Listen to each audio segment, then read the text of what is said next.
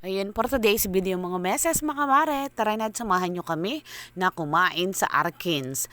Dito, located at Rowanto Street, corner ng Plaridel. Ito pa yung mismong tapat ng Infanta National High School. Ayan mga meses, mga mare, dito po ay intirong sarap ng lumi. Igagarantiya ko po sa inyo na talaga namang para kayo nakarating sa Batangas pag natikman ninyo ang kanilang lomi overload. Ayun mga meses, mga mare, at kami po ay 2 days, bali 2 araw po kaming kumain diyan. Una yung ako ay solo lamang, ay di nagkayayaan at kami pa-out na sa trabaho. Ay sabi nga po ay nagutom mga meses, mga mare. Kaya sabi ko sa aking mga kasamahan, ay gusto nyong kumain at mabusog, ay tara na sa Arkins. At siguradong sulit na sulit ang inyong ibabayad. Ay sa halaga nga po na 40 pesos, 60 pesos, ay pag natikman ninyo ang kanilang lumi, para kayo nakarating sa Batangas mga meses, mga mare. At talagang intirong sarap. At napakabait pa ng kanilang mga staff. At bukod doon ay napakalinis.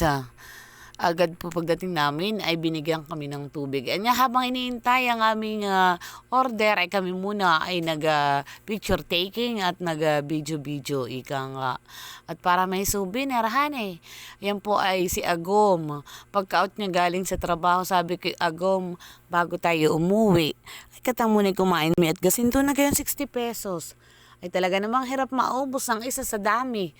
Abi ampot kasama ko si Tia Auring, si Bunso at saka po ang aking kaibigang si Leonora. Abi para kaming mga bata at kaming tawanan. At kami hindi na matapos sa pagbibideo. Ay sus. Ang taga-video ay si Agom. Ay kami mga ngawit na ang mga pagngiti. Ano ga naman ito yung tirong tagal.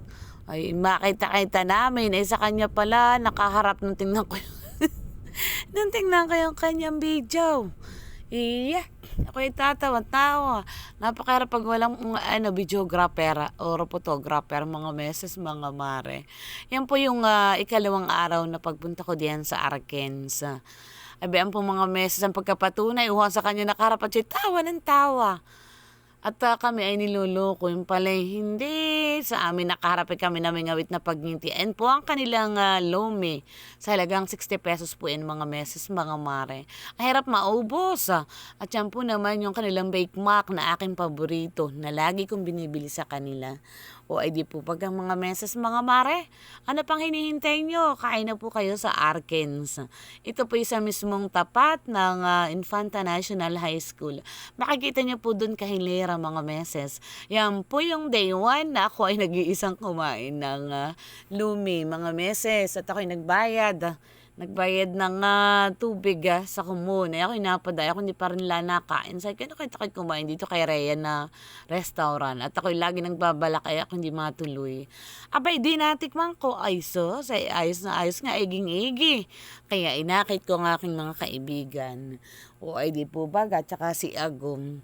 Ay, mahirap po palang kumain na nag-iisa at nakakailaw Kaya ang ginawa ko, sabi ko, sa kinabukasan, ay niyaya ko nga po sila at gaya ng aming nakakagawian pagka-out po namin sa trabaho. Gasinto na po baga yung 40 tsaka 60 pesos. Ay sulit naman mga meses, mga mare.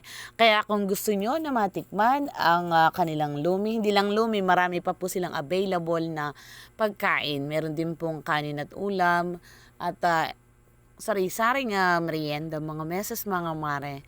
Ilang ay paborito namin yung lumi kaya lumi ang aming in-order. Bago kami pumunta ay tumawag na ako kay Madam Rhea at sabi ko ipakiluto na para pagdating namin kakain na lamang.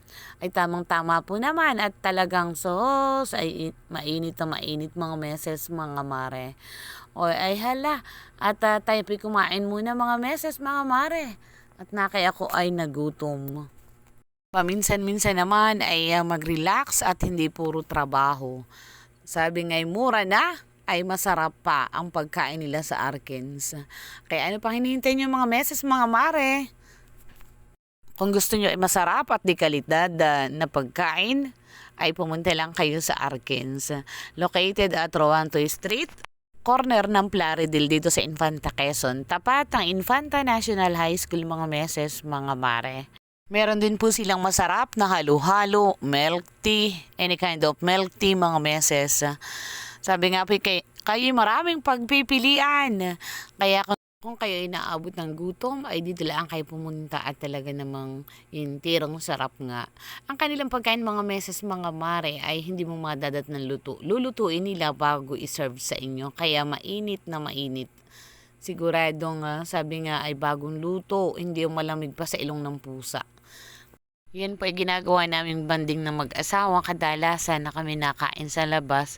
Yung pinupuntahan namin ay yung murang pagkain pero masarap at affordable.